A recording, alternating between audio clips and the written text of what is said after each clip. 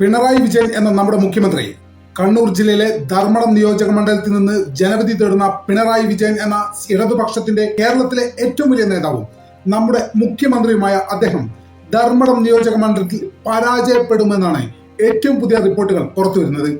ഇത് ഒരു രാഷ്ട്രീയ ആരോപണമോ അല്ലെങ്കിൽ സോഷ്യൽ മീഡിയയിൽ കറങ്ങി നടക്കുന്ന ഒരു വൈറൽ പോസ്റ്റോ അല്ല. കൃത്യമായ കണക്കുകളും ഗ്രൗണ്ട് റിപ്പോർട്ടുകളും അടിസ്ഥാനമാക്കിയാണ് ഇത്തരമൊരു നിഗമനത്തിൽ പലരും എത്തിച്ചേരുന്നതും ഇതേക്കുറിച്ച് ചർച്ച ചെയ്യുന്നതും. അതുകൊണ്ട് തന്നെയാണ് പറയുന്നത്, കഴിഞ്ഞ തിരഞ്ഞെടുപ്പുകളിലെ ട്രെൻഡ് വെച്ച് നോക്കുമ്പോൾ ഇത്തവണ ധർമ്മടം നിയോജക മണ്ഡലത്തിൽ അപ്രതീക്ഷിതമായ ഒരു ട്വിസ്റ്റിന് സാധ്യതയുണ്ട് എന്നാണ് പലരും വിലയിരുത്തുന്നത്. പാർട്ടി കോട്ട എന്ന് പറഞ്ഞ സ്ഥലത്ത് പോലും എതിരാളികൾ വന്ന് ചലനമുണ്ടാക്കുമ്പോൾ അതിന്റെ ഫലം എങ്ങോട്ട് തിരിയുമെന്ന് നമുക്ക് ഉറപ്പിച്ച് പറയാൻ പോലും സാധിക്കാത്ത ഒരു സാഹചര്യമാണ് നമ്മുടെ മുന്നിലുള്ളത്.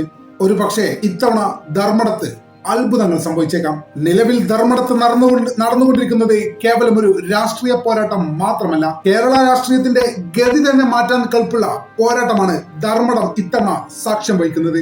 നമുക്ക് വിശദമായി പരിശോധിക്കാം. ഏവർക്കും വീഡിയോയിലേക്ക് സ്വാഗതം.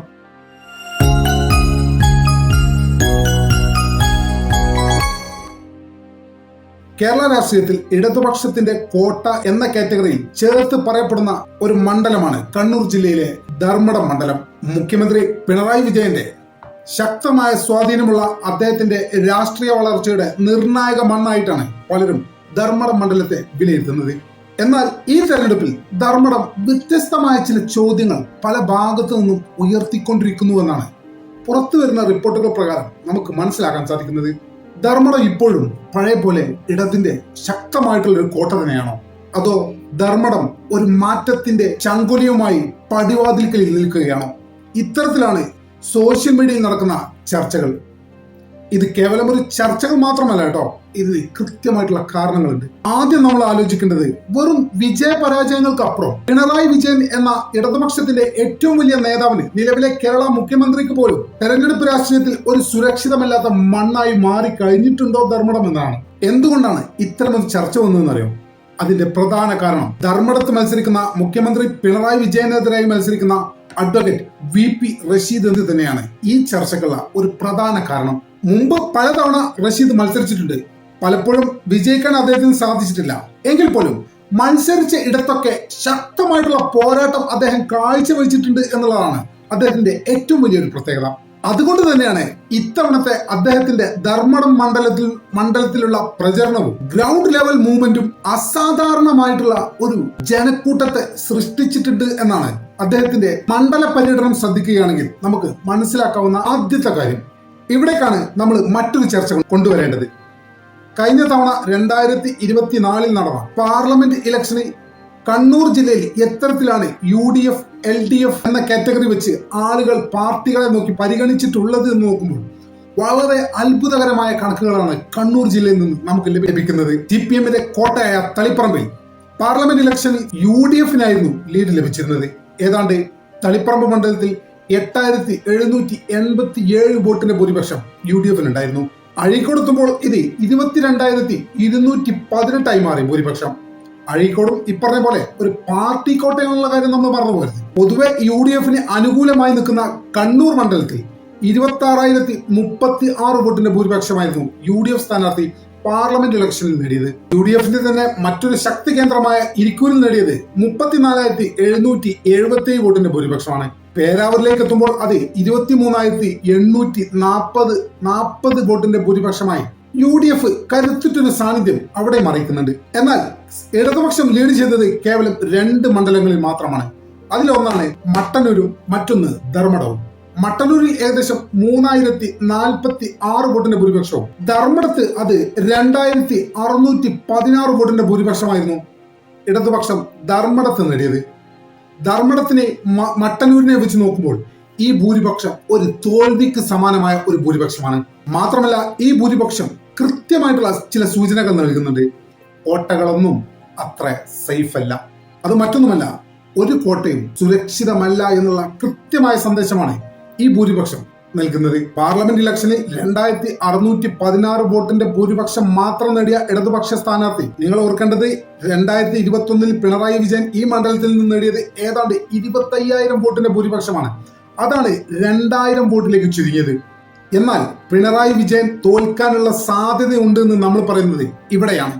ചെറിയൊരു മാറ്റം ഈ മണ്ഡലത്തിൽ നിലവിൽ സംഭവിച്ചാൽ പിണറായി വിജയൻ എന്ന മുഖ്യമന്ത്രി ഈ മണ്ഡലത്തിൽ തോൽക്കാൻ പോകുകയാണ് എന്നുള്ളത് നമുക്ക് വ്യക്തമായിട്ട് പറയാൻ സാധിക്കും. അതിന്റെ ഏറ്റവും പ്രധാന കാരണങ്ങൾ, നിഷ്പക്ഷമായിട്ട് വോട്ട് ചെയ്യുന്ന ആളുകളുണ്ടല്ലോ, അവരുടെ വോട്ട് മാറിപ്പോകുക ഏറ്റവും ആദ്യത്തെ കാരണം അതാണ്. അതുപോലെ തന്നെ പുതിയതായി വോട്ട് ലിസ്റ്റിൽ വന്ന യുവ വോട്ടർമാരുണ്ടല്ലോ, അവരുടെ വോട്ടും ഒരു പക്ഷെ മാറിപ്പോയാൽ മതി. മാത്രമല്ല പാർട്ടിക്കകത്തുള്ള അസ്വാരസ്യത്തെ തുടർന്നുണ്ടാകുന്ന വോട്ടിങ്ങും പിണറായി വിജയൻ എന്ന മുഖ്യമന്ത്രിക്ക് തോൽക്കാൻ വലിയൊരു കാരണമാവും. പാർട്ടിക്കുള്ളിലെ അസ്വാരസ്യം എന്ന് പറയുമ്പോൾ കണ്ണൂർ ജില്ലയിൽ, കേരളത്തിൽ വിശേഷിച്ച് കണ്ണൂർ ജില്ലയിൽ പാർട്ടിക്കുള്ളിൽ കടുത്ത പോരും നടക്കുകയാണ്.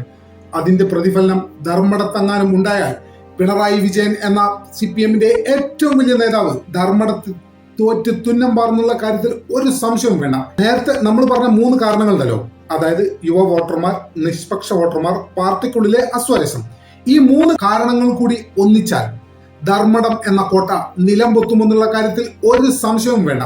ഇതിന് മറ്റു ചില കാരണങ്ങൾ കൂടിയുണ്ട്. വർഷങ്ങളായി ഒരു സ്ഥാനാർത്ഥി അല്ലെങ്കിൽ ഒരു ജനപ്രതിനിധി ഒരു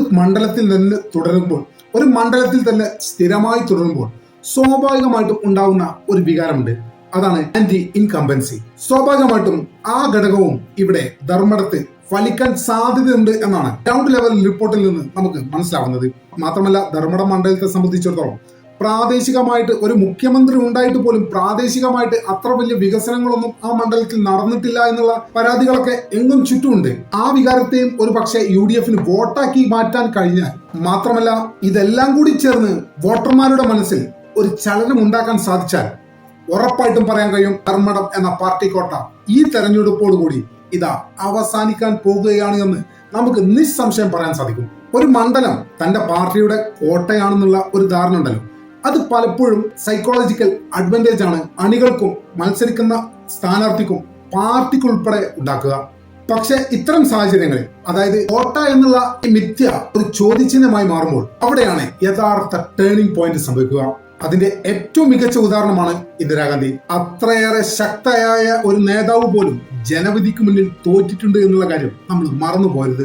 അതുകൊണ്ട് തന്നെ ധർമ്മടത്തെ സംബന്ധിച്ചിടത്തോളം പിണറായി വിജയൻ തോൽക്കില്ല എന്നുള്ള ആത്മവിശ്വാസം ആർക്കും വേണ്ട. ഒരു പക്ഷേ പിണറായി വിജയൻ എന്ന ഇടതുപക്ഷത്തിന്റെ ഏറ്റവും വലിയ നേതാവ്, കേരളത്തിന്റെ മുഖ്യമന്ത്രി ഇത്തവണ തോൽക്കാനുള്ള സാധ്യത ഉണ്ട് എന്നാണ് താഴെത്തട്ടിൽ നിന്നുള്ള വിവരങ്ങളിൽ നിന്ന് നമുക്ക് മനസ്സിലാവുന്നത്. ധർമ്മടത്തെ ഇത്തരമൊരു രാഷ്ട്രീയ സാഹചര്യം UDF ക്യാമ്പിൽ വലിയ രീതിയിലാണ് ആശ്വാസം ഉണ്ടാക്കിയിരിക്കുന്നത്, വലിയ രീതിയിലാണ് ആത്മവിശ്വാസം വർദ്ധിപ്പിച്ചിരിക്കുന്നത്. അതേസമയം ഇടതു ക്യാമ്പിൽ ഒരു സൈലന്റ് കൺസേൺ ആണ് നിലവിൽ സംഭവിച്ചുകൊണ്ടിരിക്കുന്നത് എന്നാണ് ബന്ധപ്പെട്ടവരിൽ നിന്ന് ലഭിക്കുന്ന വിവരം. യുവാക്കളെ നോക്കുമ്പോൾ യുവാക്കളിൽ ഒരു മിക്സഡ് മൂഡാണ് ഇതിനെ സംബന്ധിച്ചിട്ടുള്ളത്. പിണറായി വിജയനെ അനുകൂലിക്കുന്ന വലിയൊരു വിഭാഗമുണ്ട്, അതേപോലെ തന്നെ ഒരു മാറ്റം ആവശ്യമാണെന്ന് ചിന്തിക്കുന്ന വലിയൊരു വിഭാഗവുമുണ്ട്. മാത്രമല്ല പരമ്പരാഗതമായി CPIM-ന് വോട്ട് നൽകുന്ന ചില കേന്ദ്രങ്ങളൊക്കെ ഇതിനോടകം തന്നെ BJP സൈഡിലേക്ക് മാറിയിട്ടുണ്ട് എന്നുള്ള അഭിപ്രായങ്ങളും വരുന്നുണ്ട്. ഇത്തരം കാര്യങ്ങളൊന്നും വെറും ഒറ്റപ്പെട്ട സംഭവമല്ല കേട്ടോ. ഈ എല്ലാ കാര്യങ്ങളും ഒന്നിച്ചു ചേർന്നാൽ ധർമ്മടം വിധി മാറ്റി എഴുതുമെന്നുള്ള കാര്യത്തിൽ ഒരു സംശയവും ആർക്കും വേണ്ട. ധർമ്മടത്ത് ഒരു അട്ടിമറി സാധ്യമാണ്. സ്വാഭാവികമായിട്ടും നമുക്കെല്ലാം ഉണ്ടാവുന്ന ഒരു സംശയമാണത്. പക്ഷേ രാഷ്ട്രീയം എന്നത് പലപ്പോഴും കണക്കുകൾക്ക് അപ്പുറം സഞ്ചരിക്കുന്ന ഒരു യാഥാർത്ഥ്യമാണെന്നുള്ള കാര്യം നമ്മൾ ആദ്യം മനസ്സിലാക്കണം. ചെറിയൊരു ചാഞ്ചാട്ടം പോലും വലിയ മാറ്റങ്ങൾക്ക് കാരണമാകുമെന്നുള്ള ഒരു വസ്തുതയും ഇവിടെ നിൽക്കുന്നുണ്ട്.